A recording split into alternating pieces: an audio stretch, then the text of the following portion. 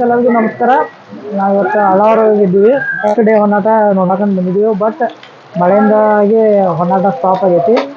ಆಮೇಲೆ ಹೊನ್ನಾಟ ಸ್ಟಾರ್ಟ್ ಆದಮೇಲೆ ನಿಮ್ಗೆ ವಿಡಿಯೋ ಕಂಟಿನ್ಯೂ ಮಾಡ್ತೀನಿ. ಮತ್ತು ಈ ವಿಡಿಯೋಗೆ ನೀವು ಸಬ್ಸ್ಕ್ರೈಬ್ ಮಾಡಿರಿ ಮತ್ತು ಸಪೋರ್ಟ್ ಮಾಡಿರಿ.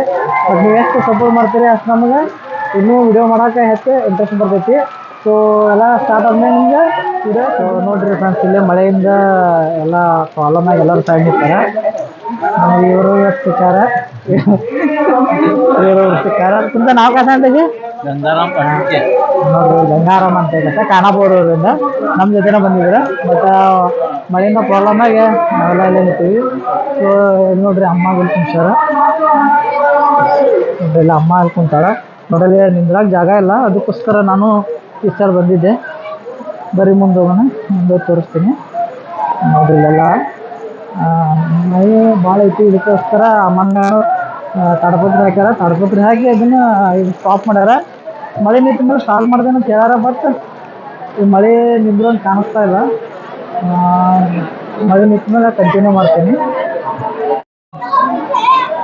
ಎಲ್ಲ ಮಳೆಯಿಂದಾಗಿ ಎಲ್ಲ ಸ್ಟಾಪ್ ಆಗುತ್ತೆ.